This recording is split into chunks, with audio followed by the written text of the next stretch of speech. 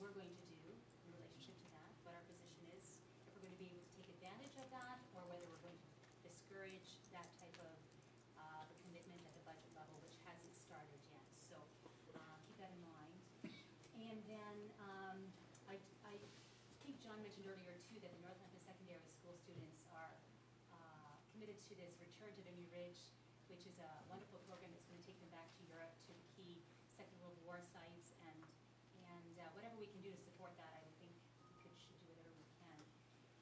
Also, for your knowledge too, at Laws, there is some movement towards commencing a $20 million twinning of the lines into St. Clair.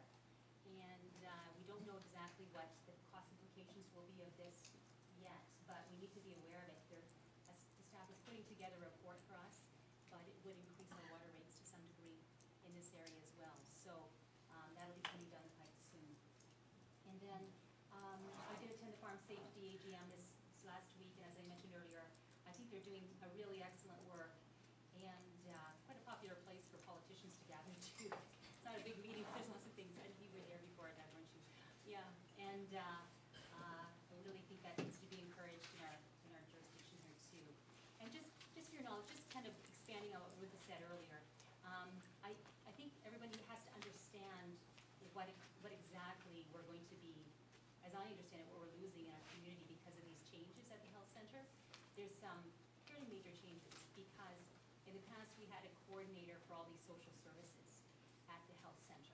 Things like the sexual assault survivors, the financial fitness, the big brothers, the family counseling, a whole bunch of things like that. And there was a coordinator who would kind of evaluate what services were needed and then help to coordinate them with the services that were available to them. And yes, some of these things will continue on, but it's not going to have the same personal connection. And I think it's really a major loss for us. And I don't know what a resolution might be. I think obviously it's a provincial issue, it's a LINS issue, where their monies, things like that. But I think it will make a difference on our community, because when people go to a coordinated center like that, they can address multiple issues at once. They can address mental health, financial, if they have cancer or something, they can get transportation for transportation issues. There's a whole bunch of things that can be coordinated at once. And they're not talking to a glass window like you do when you come into the health center. You're talking to a person across the desk. And I think it's going to make there's going to be a vacuum, or there's going to be a gap where it was before. So it's unfortunate that United Way has cut off their funding because, of course, that's crucial to their survival. But I thought I would just bring it out to council and see if there's anything that would arise from our discussion here to perhaps address those issues here in Forest and as a big reach. Okay. You have a comment? Well, just to further the point that the deputy's making, and maybe Councillor Owens would confirm something, that the board, you said that the was here earlier, United Way funding 3 years ago and blah, blah, blah, through this period. The board itself, is you a member of that?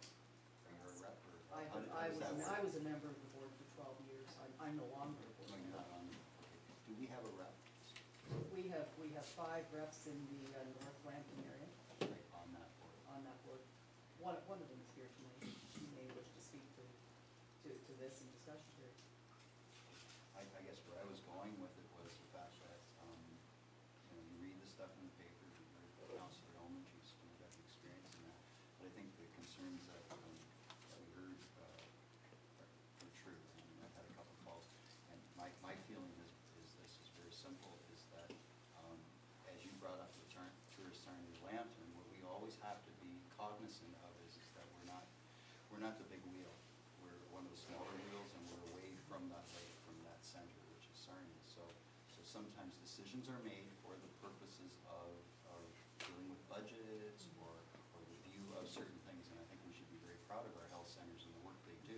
But I think it would be really wise, right, in this case, maybe to get a confirmation, just to ask, how is it going to affect us? And then we would get a written confirmation from them. They could do a ledger saying, here's the services that were, and here's the services, and they will gradually be filled in. And if there are some absences, maybe we can discuss it with suggestion that I would make.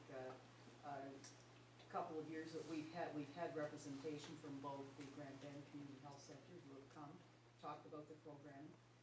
We could also, and we've also had the executive director from the North Atlantic Community Health Center has come here in the past and has talked about programming and issues and where they're moving forward in the future. And I know that she would be more than happy to come and make a presentation. And it certainly can address pieces of that issue, but again, we have to remember, it is a LIN issue, it is a provincial funding issue, it is a United Way funding issue. But nevertheless, it gives someone the opportunity to clarify and explain how everyone is attempting to move forward and provide the programming in as seamless a way as possible, knowing that there are going to be some hiccups as you move forward, to give them that opportunity. Councillor Russell. Just as a quick response, I agree with Councillor Illman in terms of doing it in the correct manner. If you have the forums to deal with it, we talk to the people in those forums, and then with them a little bit more information, we can ask the questions of those people, and then put our oar in the water. Because I think right now, if what Councillor Illman has said to us earlier, that the reports that were in the paper and the ones in the Sarnia paper they were pretty damning, I guess. By the time it got to the Forest Standard, it was not as damning, but it was pretty interesting. So, paper doesn't refuse ink. I write for a paper, I know. But I think we need to talk to the right people so that we can get the full story from them. Who's doing what to who, and who's hurting who, or who's not hurting who, or whatever. And where they're going. So, how do we go about that? Can you make an invitation to that person? An invite. I would motion that we invite her to present and speak with us. Those recipients. Okay, second by Councillor Underwood. Any other discussion on that? All in favor of that? That's carried.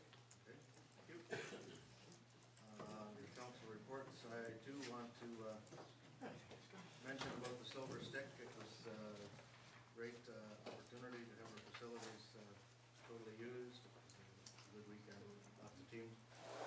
When the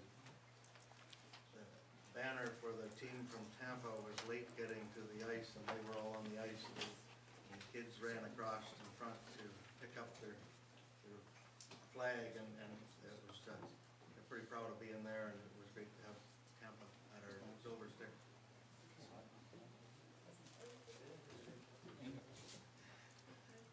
And just in the discussion earlier, we talked of blue water recycling and not coming online this year. I see a retailer here that has questions about our bag tags, and we should possibly review that when we do the budgets.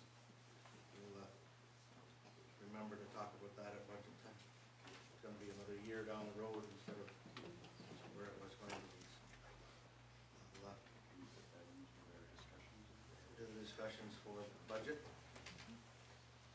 Bag tags, moved by Councilor Russell.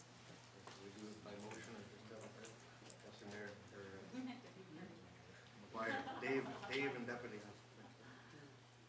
Councilor McGuire, all in favor of that? It's carried. New business, 10.1 is an opportunity for emergent issues to be discussed by council. I know the CAO was asked last week to, on Thursday, to have some reports for us. Is there a report? Yeah, I do have them.